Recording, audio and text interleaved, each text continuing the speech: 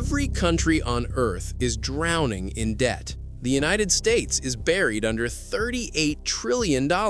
Japan carries $9 trillion. The whole world is saddled with $315 trillion, 3 times the entire global economy. But here's the paradox that should chill you to the bone. If everyone's in debt, who exactly are we paying? The answer isn't what you'd expect, because when you trace the web of lenders, when you follow who truly owns the claims, you uncover something profoundly unsettling. The planet doesn't owe to some distant overlord. It owes to its own machinery. But 4 visionaries, 4 financiers over 3 centuries crafted it this way on purpose. They engineered a framework where debt is endless, where nations borrow indefinitely, where interest cascades upward without cease, and the architects of this snare reap the rewards from every installment, every meltdown, every rescue. This isn't wild speculation. This is recorded fact. The gatherings occurred, the agreements are real, the structures are in plain sight, and once you grasp how they assembled it, you'll realize why $38 trillion isn't a crisis to fix. It's the machine operating precisely as intended. Let me reveal the 4 masterminds, the 4 pivotal turns where the debt cage was forged, and why every nation on the planet is now ensnared with no escape route. Before 1694, rulers borrowed the traditional route. They'd approach traders or aristocrats, vow repayment plus interest, and if they defaulted, lenders ate the loss. Kings moved on to new sources. It was hazardous for creditors, humiliating for monarchs, but it was bounded.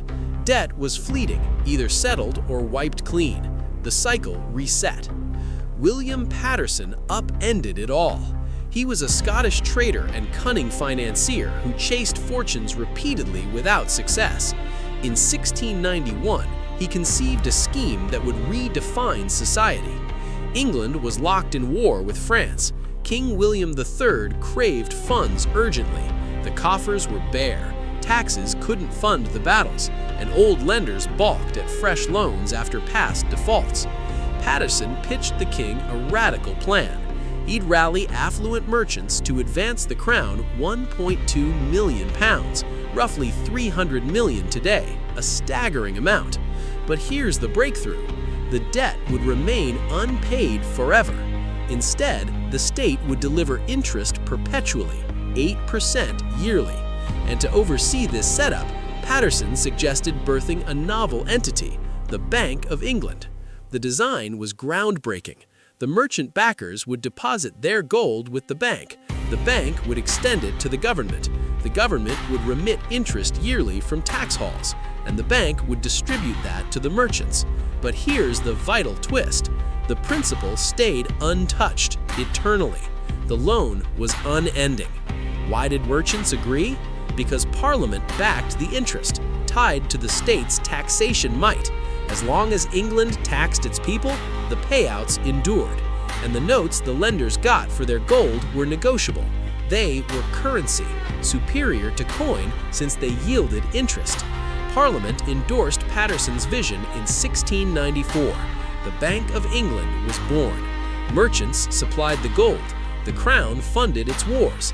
And for the first time ever, sovereign debt turned eternal, not a flaw to mend, a core element of the apparatus. And here's what no one unpacks about its brilliance for financiers. The state paid 8% yearly on £1.2 million.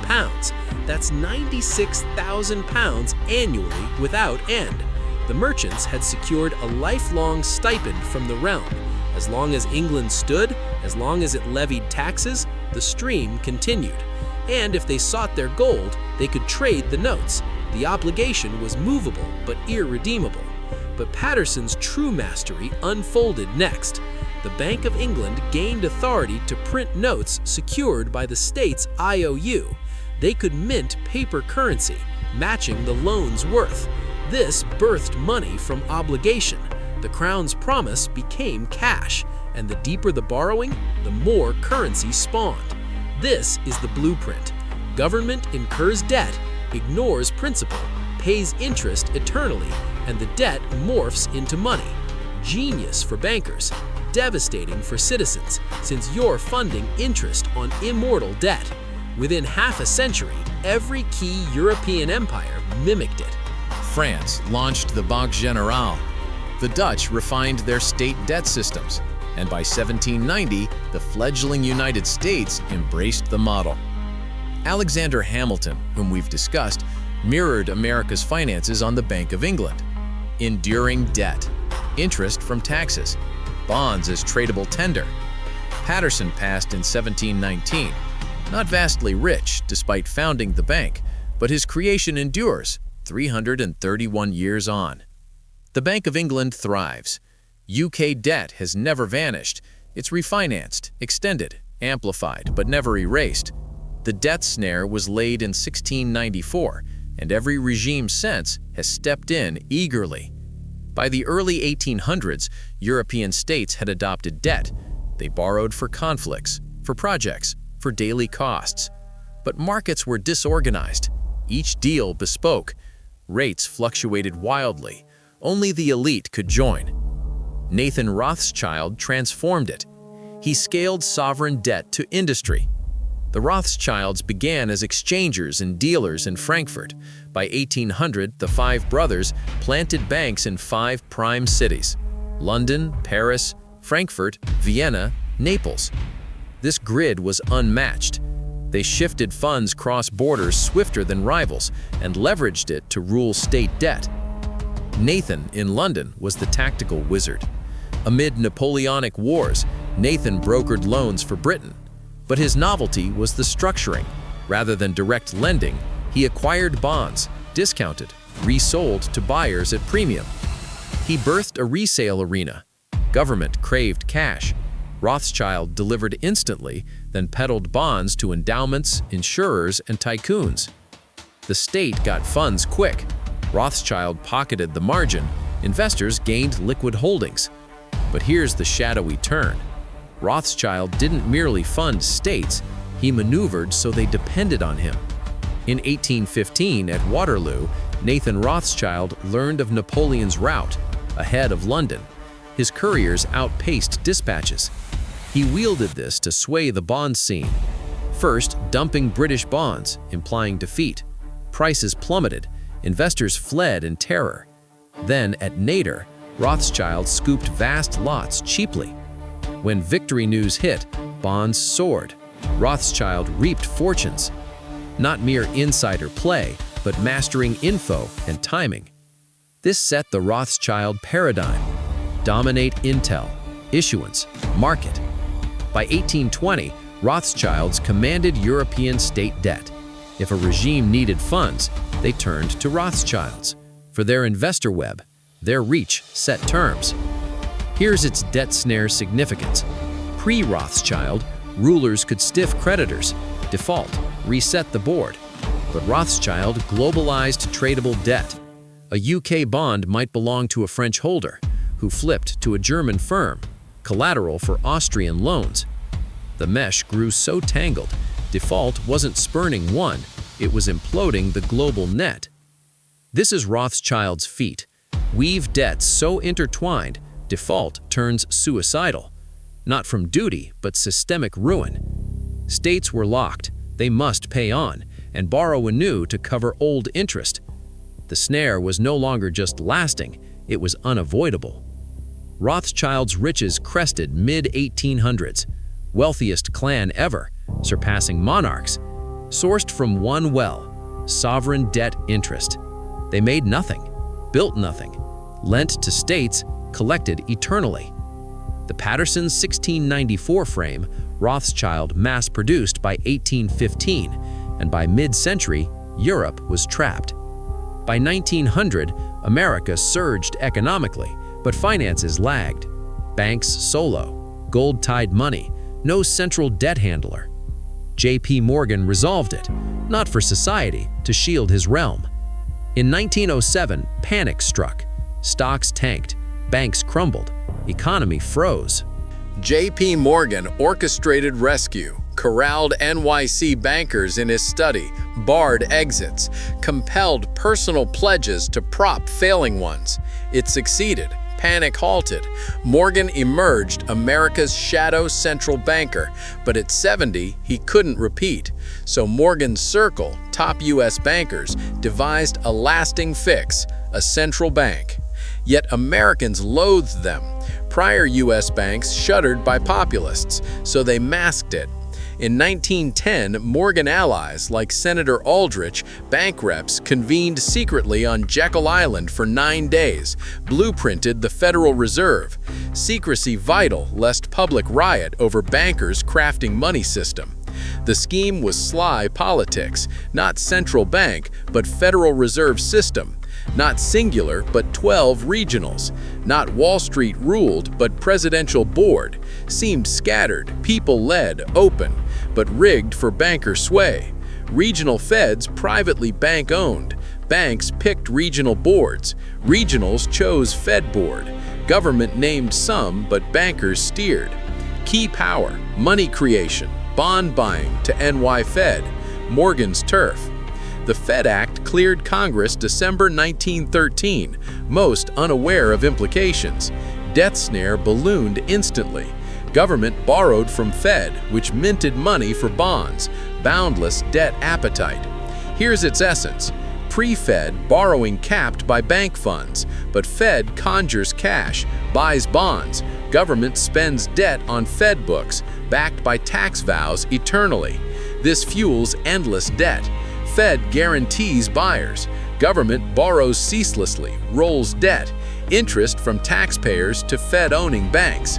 Morgan died 1913, Fed's birth year, but his imprint enables 38 trillion U.S. debt.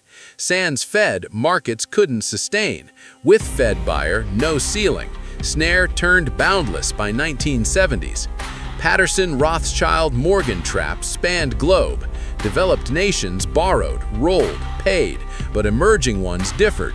Borrowed for growth, many faltered. Snare neared edges until Paul Volcker sealed it eternal. Volcker chaired Fed 1979 to 1987, faced inflation over 10%, U.S. trust waning, dollar doubts abroad. He'd crush inflation, recession be damned. So 1979, he hiked rates sharply. Fed funds from 11% to 20%, historic peak. This tamed inflation, but side effect, emerging nations borrowed dollars cheap in 70s. Now rates tripled. Mexico 80B, Brazil 60B, Argentina 40B. Unpayable interest topped exports. August 1982, Mexico halted payments. Default. Should have sparked world crash. U.S. banks lent most if defaulted. Citi, B of A, Chase hammered. Some bankrupt. System teetered. Volcker could have let market purge, banks absorb hits. But no, he engineered IMF bailout. IMF lent Mexico, etc. to sustain U.S. bank interest. Structural adjustment loans with strings. Harsh cuts, privatize, open markets, devalue. Yield sovereignty for payment rights. Key IMF funds didn't cut debt, just refinanced perpetual. This Volcker's stroke. Unpayable debt, restructure, no mercy. Keep interest streaming, extract concessions. Snare as dominance tool. Nations default barred, economies pride, assets sold, policies dictated for endless debt privilege. Pattern echoes 40 years. Greece 2010, Argentina 2001, Sri Lanka 2022. Same IMF roles, austerity, submission. Debt lingers, restructured, eternal. Volcker gone 2019, but his method locks global snare. Even broke nations refinanced into bondage. Interest to same banks, institutions, Paterson's 1694 system. Now let me connect how these four forged a regime of infinite, inescapable debt. Begin Paterson's base, borrow, pay interest, eternal, skip principal. Layer Rothschild global trade, so not single lender but labyrinth default dooms all.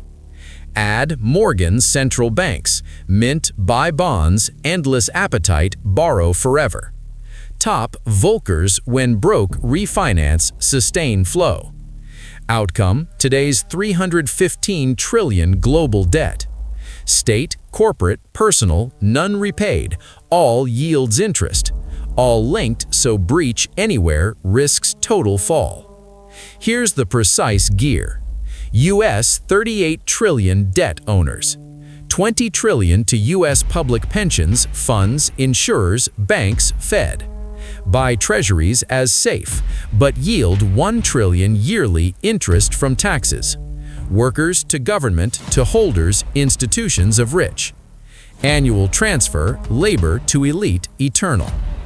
Other 18 trillion intra-government, Social Security, Medicare. Borrowed, spent, now owes self, but taxpayers foot.